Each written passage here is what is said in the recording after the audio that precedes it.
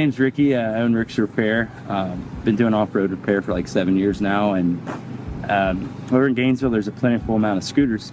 There was a lot that were either abandoned or trade-in, stuff of this nature that were just coming available, and a lot of them just didn't have titles or something of this nature, and we wanted to purpose them and instead of just throwing them away to the scrapyard. So we started putting performance parts to them, and kind of started from there. We made them faster, we got kind of competitive with it, and now it's the thing we do. Like I said, we started out just kind of trail riding with them, found out we could put some off-roady stuff on them, and then found full-blown race tires to put on them, and yeah, make it a real thing.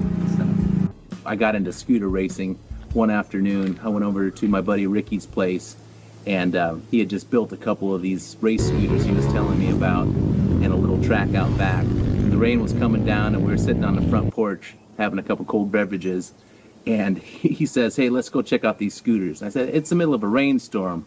He says, "Come on, let's do it." So there we were, hopping on these two little 50cc scooters, and we went out back to his place, and he had a spot cleared off, and that was probably one of the best things that I've ever done in my life. We just had such a blast that day, covered in mud. Brought the scooters back up and got back up onto his porch and reminisced about it, and I said, this thing could be big.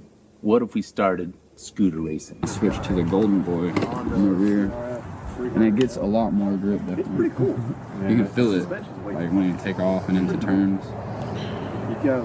Ricky's got 3 of those same exact kinds. Yeah, this one's a little bit bigger than his old one. He got the even bigger one now. Yeah, that big one's nice. Had just basically a dirt bike trail that we had built back here for the kids, and came out here with some just blown stock scooters one day, and it turned into something really fun. We didn't think that it would be as fun as it was. So and it's the thing is, it's an economy build. It's very inexpensive to build these things, so that was the whole idea. The frames are pretty much free, so we just kind of started from there. Started buying carburetors, started buying bigger pistons, different tires, and then more and more people got involved. The enthusiasm built up, and then next thing I know, it was a thing, and we were doing it once a month. Trophies involved, points were involved. It was getting really, really serious, very competitive, very fast. So, and that's why it is what it is today. So I got a phone call one afternoon at the bike shop, and it was the towing company, and they said they had a bunch of abandoned scooters over at their lot. So I said, I'll drive over and take a look. So I drove over, took a look, and they had hundreds of scooters sitting there. So I picked up a couple of them that day. The following day, they called me up and said, "Hey, we'll deliver the rest of these scooters to you." So I said, "Hey, yeah, why not? I'll take them." So they brought them over in a big truck and dumped them out in my back lot.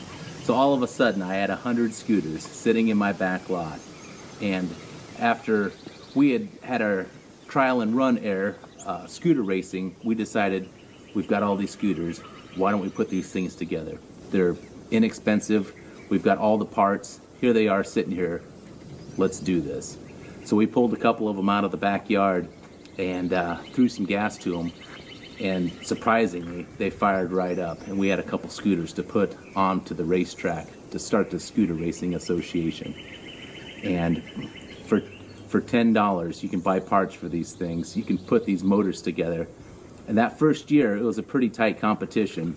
And after that, modifications were done. Engines were getting bigger, race gas, all these high-performance parts, which are still inexpensive in this scooter world.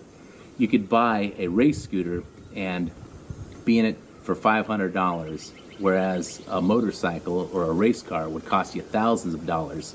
And in my opinion, I think it's the same amount of enjoyment racing these little scooters, the smaller CC scooters, than it is anything else. I don't know why, but it's been a blast these last couple of years. You got a zip tie? It's the same CDIs that you painted before. Yeah, right.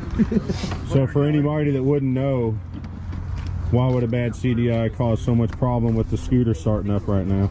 The CDI is the computer distribution ignition system, so it is what makes the thing start. Gotcha. Deliver spark. So it signals. Little box. It talks to the spark plug. That essentially is the ECU on one of these.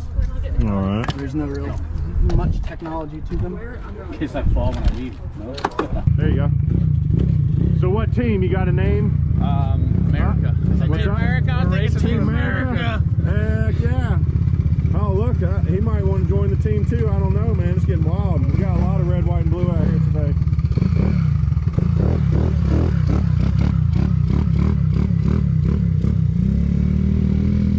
We ran a whole season. We had a good set of guys here racing with us. They were constantly here, constantly helping out the track.